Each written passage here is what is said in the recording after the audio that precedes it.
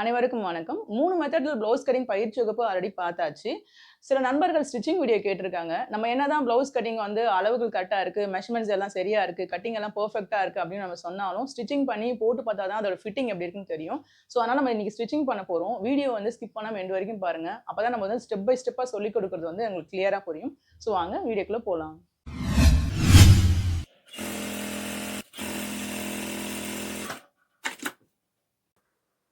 இன்றைக்கி நம்ம சாதா ப்ளவுஸு எப்படி நம்ம ஸ்டிச் பண்ணுறதுன்னு ஸ்டெப் பை ஸ்டெப்பாக பார்க்கலாம். ஃபஸ்ட்டு இந்த மாதிரி பேக் சைட் போர்ஷன் எடுத்துக்கோங்க. இப்போ நம்ம ஆல்ரெடி நம்ம இதை கட் பண்ண ப்ளவுஸோட பேக் சைட் பார்ட் இது. இதில் நம்ம ஃபஸ்ட்டு அந்த டாட் அளவு இருக்குது பார்த்தீங்களா, அந்த டாட்டை வந்து நம்ம நோட் பண்ணணும். இப்போ இதை நோட் பண்ணுறதுக்கு ஒரு ஈஸி மெத்தட் என்னென்னா, இந்த மாதிரி ஒரு நீடில் எடுத்து அந்த டாட் பாயிண்ட்டை இந்த மாதிரி ஸ்டிக் பண்ணுங்கள். உங்களுக்கு அந்த சைடு அந்த பாயிண்ட் வந்து வந்துடும். இந்த மாதிரி நீடில் வந்து ஸ்டிக் பண்ணும்போது அந்த இடத்துல வந்து நம்ம பாயிண்ட்டை வந்து நோட் பண்ணிக்கலாம். நம்ம என்னதான் வந்து கையை வச்சு நம்ம பண்ணாலும் அதோட பொசிஷன் வந்து மாறும். அதை தவிர்க்கிறதுக்காக இந்த மெத்தடை வந்து நம்ம யூஸ் பண்ணுறோம். இப்போ நம்ம பேக் டாட் அளவு வந்து நம்ம எடுத்தாச்சு. இந்த மாதிரி நம்ம 1.5 இன்ச்சில் பாட்டம் ஃபோல்டிங் லைனில் போட்டுருக்கிறத ஃபஸ்ட்டு இந்த மாதிரி ஃபோல்டு பண்ணி நல்லா ஸ்க்ராட்ச் பண்ணி விட்டுக்குங்க. நீங்கள் ஸ்க்ராட்ச் பண்ணி விட்டுக்கிட்டாவே அந்த மடிப்பு வந்து நல்லா நமக்கு தெரியும். நம்ம தையல் போடும்போது ஒரு ஈஸியாக இருக்கும் நமக்கு. ஸ்க்ராட்ச் பண்ணி விட்டுட்டு ஃபஸ்ட்டு ஒரு 1/2 இன்ச்சுக்கு மடித்து ஸ்டிச் பண்ணுங்கள்.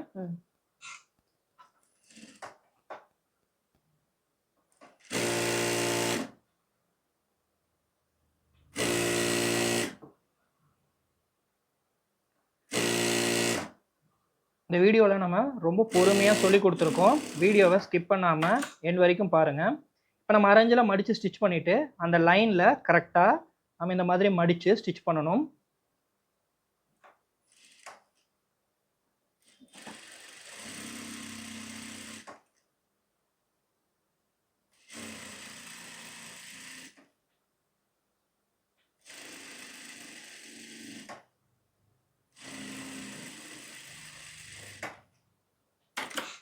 நீங்கள் நார்மல் பெடல் மிஷினில் ஸ்டிச் பண்ணுறீங்க அப்படின்னா நீங்கள் ஸ்டார்ட் பண்ணும்போதும் எண்டில் ஃபினிஷ் பண்ணும்போது டார்னிங் பண்ணிக்கோங்க. டார்னிங் பண்ணும்போது அந்த தையல் வந்து பிரிஞ்சு வராமல் இருக்கும். பாருங்கள், நம்ம பாட்டம் ஃபோல்டிங் வந்து நம்ம மடித்து ஸ்டிச் பண்ணியாச்சு. உங்களுக்கு இந்த மாதிரி வரும். அடுத்தது நம்ம பேக் சைடுக்கு வந்து டாட் வந்து நம்ம ஸ்டிச் பண்ணணும். நம்ம பாருங்கள், அதில் மார்க் பண்ணியிருக்கோம் பாருங்கள், அதுதான் வந்து டாட் பாயிண்ட்டு. இப்போ நம்ம டாட் வந்து பிடிக்கலாம். டாட் வந்து நீங்கள் பிடிக்கும்போது ஒய்டாகவும் போகும்போது அப்படியே குறுகலாகவும் பிடிக்கணும். மாஸ்டர் இங்க எதுக்கு மாஸ்டர் மஷின் டேப் வச்சு அளக்குறோம்? இப்போ நம்ம மார்க் பண்ணும்போது 1 இன்ச் டாட்டுக்கு வந்து நம்ம விட்டுருக்கோம் தெரியுங்களா? அப்போ நம்ம இது வந்து ஃபோல்டிங்ல இருக்கு. அப்போ 1/2 இன்ச்சுக்கு நம்ம மெஷர்மெண்ட் எடுத்து அதுல இருந்து நம்ம டாட் வந்து ஸ்டார்ட் பண்றோம். அதுக்காக தான் நம்ம டாட் பிடிக்கிறதுக்காக 1 இன்ச் நம்ம கட்டிங்லயே நம்ம விட்டுருப்போம். சரிங்களா? சோ இது வந்து ½ இன்ச் வந்துருமா? ஆமா, ½ இன்ச். அப்பனா உங்களுக்கு 1 இன்ச்ல வந்துரும். சரிங்களா? ஓகே. பாருங்க, நம்ம டாட் வந்து நம்ம பிடிச்சிருக்கோம். உங்களுக்கு இந்த மாதிரி தான் வரும். அடுத்தது இந்த சைடுக்கு வந்து நம்ம டாட் வந்து பிடிக்கலாம். சோ அதே மாதிரி தான் இந்த சைடும் வச்சு பண்ணோம் இல்லையா? ஆமா, அதே மாதிரி தான் இதுக்கும் நம்ம 1/2 இன்ச்ல டேப்பை வச்சு மெஷர் பண்ணி நீங்க டாட் வந்து மார்க் பண்ணிக்கங்க. அதான் நமக்கு அளவு.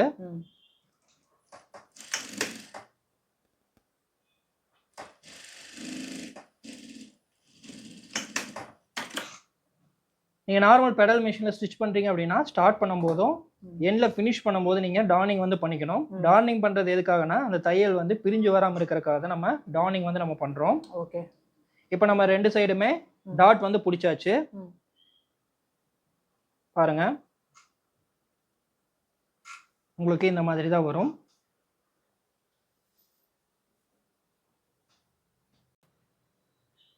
இப்போ பிகினர்ஸ் வந்து ஒரு டிப்ஸ் வந்து நோட் பண்ணிக்கோங்க. இந்த மாதிரி நீங்கள் டாட் பிடிச்சிட்டு அதை வந்து மடிக்கிறது வந்து பார்த்தீங்கன்னா, நீங்கள் இந்த சைட் ஃபேஸிங்கில் தான் வச்சு நீங்கள் அதை டாட்டை வந்து மடித்து ஸ்க்ராட்ச் பண்ணணும்.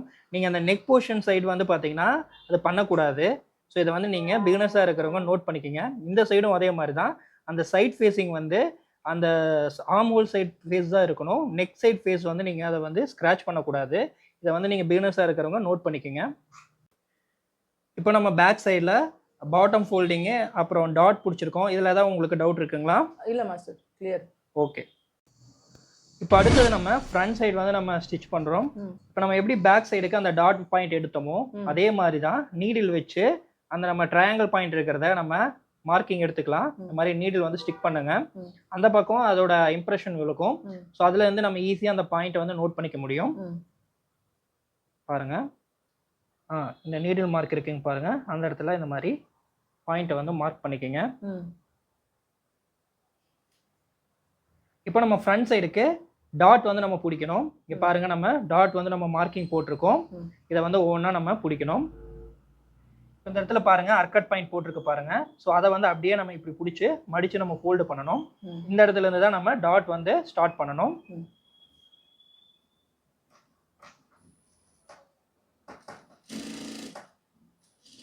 இது வந்து இந்த சென்டர் டாட் கப் ஷேப்புக்கு வர்றது. இப்போ இதை நம்ம பிடிச்சாச்சு. அடுத்தது வந்து நம்ம பட்டி சைடு இருந்து வர டாட்டை வந்து நம்ம பிடிக்கணும். இது வந்து அந்த ஹூக்கு பட்டி சைடு இருந்து வர டாட்டு.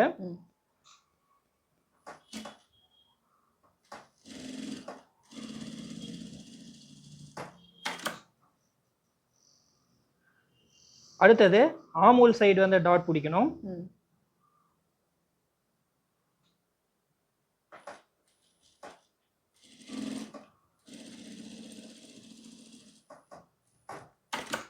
எப்பவுமே ஆமூல் சைடு வந்து நீங்கள் டாட் பிடிக்கும் போது டபுள் டைம் வந்து நீங்கள் ஸ்டிச் பண்ணிக்கிங்க. இது எதுக்காக நம்ம டபுள் டைம் வந்து ஸ்டிச் பண்ணுறோம் அப்படின்னா, அந்த இடத்துல வந்து துணி வந்து கிராஸ் துணியாக வரும். அப்போது அந்த தையல் வந்து பிரிஞ்சு போக வாய்ப்பு இருக்கு. ஸோ அதனால தான் நீங்கள் டபுள் டைம் வந்து நீங்கள் ஸ்டிச்சிங் பண்ணிக்கிங்க. ஓகே. அது மட்டும் இல்லாமல் அந்த போர்ஷன் கூட ஸ்லீவும் வந்து ஜாயிண்ட் ஆகும். எந்த ஒரு பார்ட் கூட இன்னொரு பார்ட் அட்டாச் பண்ணுற போர்ஷனில் டபுள் டைம் வந்து நீங்கள் ஸ்டிச் பண்ணிக்கிங்க. பாருங்கள், நம்ம அந்த 3 டாட்டுமே நம்ம பிடிச்சாச்சு. உங்களுக்கு அந்த ஃபேஸிங்கும் வந்து நீங்கள் பார்த்து கரெக்டாக சைட் ஃபேஸிங்க்கா இந்த மாதிரி ஸ்க்ராட்ச் பண்ணி விட்டுக்குங்க. ஸோ இதுவும் நம்ம லாஸ்ட் டைம் பண்ண மாதிரி தான் இந்த சைடு மடிச்சு விட்டுக்கணும். ஆமாம், இந்த சைடு சைட் ஃபேஸிங் வர மாதிரி வச்சு நீங்கள் அந்த டாட் பிடிச்சதை ஸ்க்ராட்ச் பண்ணி விட்டுக்குங்க. சரிங்களா? மடிக்க கூடாது இல்லையா? அப்படி மடிக்க கூடாது. எப்பவுமே வந்து அந்த நெக் ஃபேஸிங் அந்த மாதிரி ஃப்ரண்ட் சைட் பண்ணக்கூடாது. சைட் ஃபேஸிங் வர மாதிரி வச்சு நீங்கள் அந்த டைரக்ஷனில் மடிச்சு விட்டுக்குங்க. இதெல்லாமே சின்ன சின்ன டிப்ஸ் தான். நீங்கள் ப்ளவுஸ் வந்து ஸ்டிச் பண்ணுறதுக்கு ஸ்டார்ட் பண்ணுறதுக்கு முன்னாடியே இந்த மாதிரி சில விஷயங்கள்லாம் வந்து தெரிஞ்சுக்குங்க.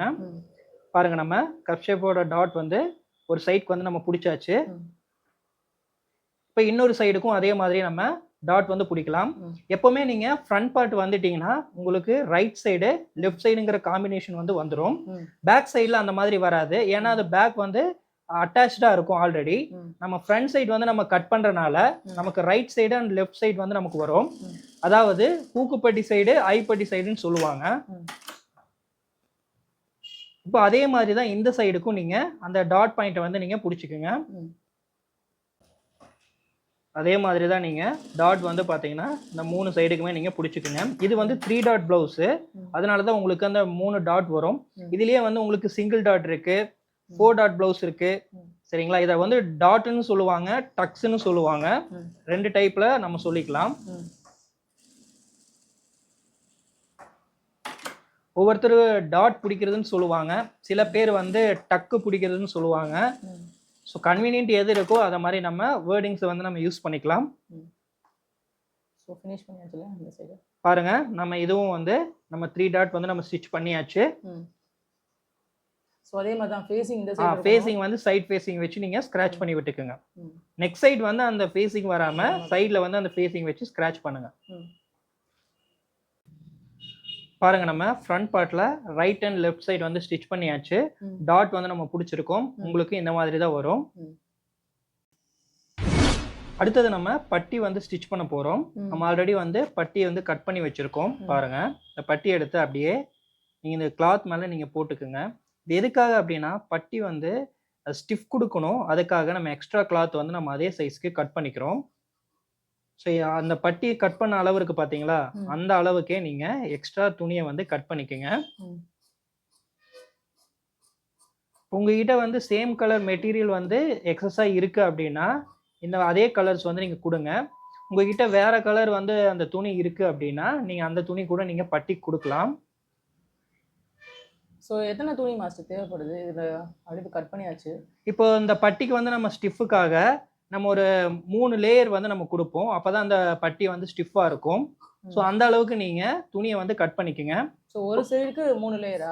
3 லேயர் அந்த மாதிரி வரும். இப்போ வந்து 1 மீட்டர் நம்ம துணி எடுக்கிறோன்னா துணி வந்து ஷார்ட்டேஜாக போகும். அப்போது உள்ளே வந்து வேற கலர் கொடுத்துக்குங்க, துணி வந்து பத்தாமல் இருக்கிறதுக்காக.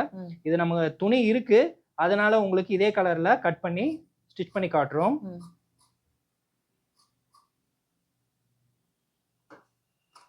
பாருங்க நம்ம அந்த பட்டி அளவுக்கு நம்ம கட் பண்ணியிருக்கோம்.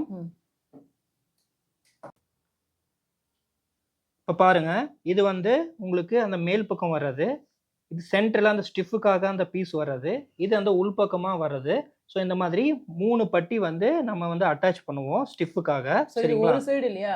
இது ஒரு சைடு. அதே மாதிரி அந்த சைடுக்கும் இதே மாதிரி தான் நம்ம அந்த பீஸ் கொடுத்து நம்ம ஸ்டிச் பண்ணுவோம். அப்பதான் அந்த பட்டி வந்து ஸ்டிஃபா இருக்கும். சரிங்களா? ஓகே. இந்த பிளேட்ஸ் எல்லாத்தையுமே எடுத்து கரெக்டா அலைன்மென்ட் பண்ணிக்கங்க. ஸோ இதில் நம்ம ஆல்ரெடி இங்கே ஃப்ரண்ட் சைடு கட்டிங் பண்ணி வச்சிருக்கோம். ஆமா, அது வந்து ஃப்ரண்ட் சைடுக்காக நம்ம வந்து அது அந்த அர்கட் பாயிண்ட் போட்டிருக்கிறது. அர்கட் பாயிண்ட் போட்டது ஃப்ரண்ட் சைடு, போடாம இருக்கிறது வந்து உங்களுக்கு சைட் பட்டியா வரும். ஸோ அது வந்து நம்ம கவனமா பார்த்துக்கணும். கவனமா நீங்க பார்த்துக்கணும் எப்பவுமே.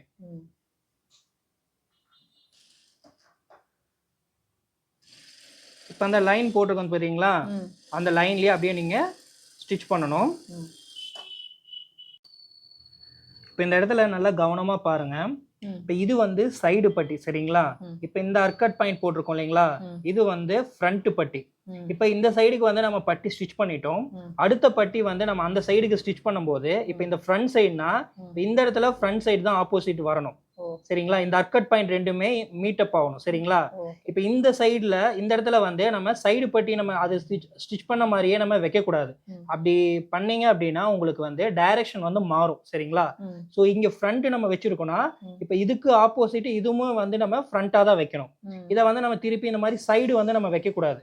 இப்படி மாறும்போது உங்களுக்கு இப்ப தெரியுதுங்களா, அந்த பொசிஷன் வந்து மாறி போகுது தெரியுதுங்களா? சோ நீங்க பிகினரா இருக்கீங்க அப்படின்னா இந்த இன்ஃபர்மேஷன் நீங்க நல்லா நோட் பண்ணிக்கங்க. இப்போ இந்த இடத்துல ஃப்ரண்ட் வந்து நம்ம வச்சிருக்கோம்னா இதுக்கு ஆப்போசிட் நம்ம ஃப்ரண்ட்ல வச்சுதான் நம்ம பட்டி ஸ்டிச் பண்ணணும். அப்பதான் உங்களுக்கு அந்த பிளவுஸோட டைரக்ஷன் வந்து ஒரே மாதிரி வரும். இல்லைன்னா இது வந்து தலையிலா வந்துடும். சரிங்களா? ஓகே. இப்போ இந்த சைடுக்கும் அப்படியே வச்சு நீங்க தையல் வந்து போடுங்க.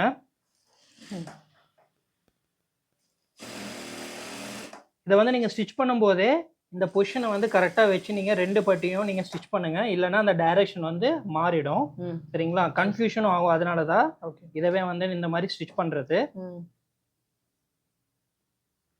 இப்போ இதை வந்து ஓபன் பண்ணி இந்த இடத்துல நல்லா ஸ்கிராச் பண்ணி விட்டு அதை அப்படியே ஃபோல்டு பண்ணி நம்ம இப்போ ஸ்டிச் பண்ணணும். அப்பதான் உங்களுக்கு அந்த இடத்துல ஸ்டிஃப் கிடைக்கும். பாருங்க இந்த இடத்துல உங்களுக்கு அந்த ஸ்டிஃப் வரும் இந்த மாதிரி மடிக்கும் போது. அதுக்காக தான் நம்ம இங்க மடிச்சு நம்ம அந்த இடத்துல தையல் போடுவோம். ஓகே.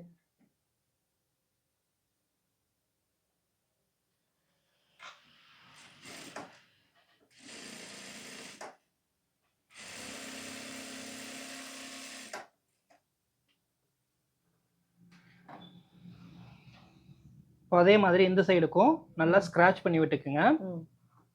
எந்த ஒரு விஷயம் நம்ம ஸ்டிச் பண்றதுக்கு முன்னாடி நல்லா ஸ்கிராச் பண்ணி விட்டு நீங்க ஸ்டிச் பண்ணீங்கன்னா அந்த தையல் நல்லா பிடிக்கும். உங்களுக்கு அந்த சுருக்கம் எதுவுமே வராது. ஃபினிஷிங் நீட்டா போகும். ஃபினிஷிங் வந்து நீட்டா இருக்கும். நீங்க எவ்வளவுக்கு எவ்வளவு நீங்க ஸ்கிராச் பண்றீங்களோ அந்த அளவுக்கு.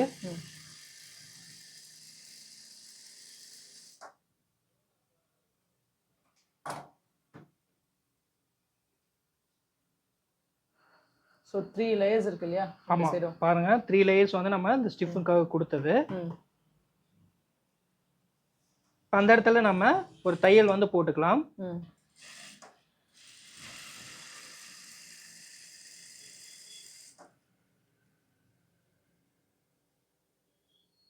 வீடியோவை கவனமா பாருங்க. ஸ்கிப் பண்ணி பார்த்தீங்க அப்படின்னா உங்களுக்கு சின்ன சின்ன இன்ஃபர்மேஷன் கூட மிஸ் ஆகும்.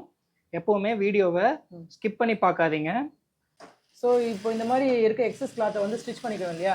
ஆமாம், இந்த மாதிரி நம்ம எதுக்கு ஸ்டிச் பண்ணுறோம் அப்படின்னா இப்போ ஸ்டிச் பண்ணிட்டோம்னா உங்களுக்கு பாருங்க அது உங்களுக்கு இந்த இடத்துல அந்த மாதிரி சுருக்கம் மாதிரி வராது.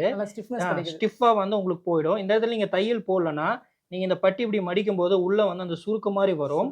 மேடு மாதிரி உள்ள அந்த துணி வந்து நிற்கும். அதுக்காக தான் இந்த இடத்துல நம்ம ஸ்டிச் பண்ணிக்கிறோம். ஃபினிஷிங் நல்லா ஃபினிஷிங் வந்து பர்ஃபெக்டாக வரும். ஓகே. இப்போ பாருங்க நம்ம ரெண்டு சைடுக்குமே பட்டி ஸ்டிச் பண்ணியாச்சு. உங்களுக்கு ஃபினிஷிங் பாருங்க உங்களுக்கு இந்த மாதிரி தான் வரும். எப்படி நம்ம ஃப்ரண்ட் பார்ட்ல right and left side combination வருதோ பட்டிக்கும் அதே மாதிரி தான் ரைட் அண்ட் லெஃப்ட் காம்பினேஷன் வரும். இல்லை ஏதாவது டவுட் இருக்குங்களா? இல்லை மாஸ்டர், கிளியரா இருக்கு. இப்போ அடுத்தது நம்ம ஃப்ரண்ட் சைடு கூட பட்டி வந்து நம்ம அட்டாச் பண்ணணும். ஃப்ரண்ட் சைடு அப்படின்னா உங்களுக்கு right side left side combination வரும். இப்போ நம்ம ரைட் சைடுக்கு வந்து நம்ம ஸ்டிச் பண்ணுறோம். இப்போ நீங்கள் நல்லா கவனிங்க. இப்போ இந்த சைடு இருக்கு பாருங்க, ரைட் சைடு. இதை வந்து மேல் பக்கத்தை கீழே வச்சுக்கோங்க. பட்டியை வந்து இது மேலே வச்சு நம்ம ஸ்டிச் பண்ணணும். சரிங்களா? இப்போ ரைட் சைடுக்கு இந்த மாதிரி மெத்தடில் நீங்கள் ஸ்டிச் பண்ணணும். இப்போ நம்ம ரைட் சைடுக்கு பட்டி வந்து அட்டாச் பண்ணிட்டு இருக்கோம். நான் சொல்றேன், ரைட் சைடோட மேல் பக்கத்தை கீழே வச்சு பட்டியை வந்து மேலே வச்சு நீங்க ஸ்டிச் பண்ணணும். இப்போ அந்த இடத்துல உள்ள வந்து அந்த டாட் துணி வந்து பிடிச்சிருப்பாங்க தெரியுங்களா, இதை வந்து இந்த மாதிரி ஃபோல்டு பண்ணி அதை வந்து நீங்க ஸ்டிச் பண்ணணும். அப்பதான் அந்த துணிக்குள்ள அது போகும்.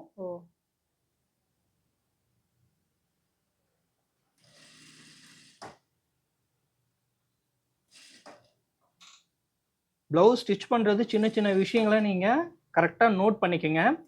அப்போ தான் அந்த ப்ளவுஸ் வந்து பர்ஃபெக்டாக நீங்கள் ஸ்டிச் பண்ணுற மாதிரி இருக்கும். இல்லை அப்படின்னா நீங்கள் ஸ்டிச் பண்ணிவிட்டு அதுக்கப்புறம் மறுபடியும் பிரித்து தைக்கிற மாதிரி இருக்கும்.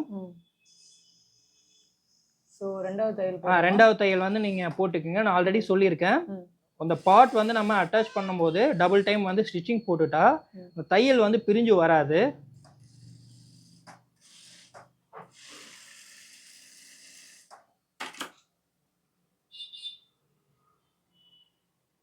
இப்போ பாருங்க, நம்ம பட்டி வந்து அட்டாச் பண்ணியிருக்கோம்.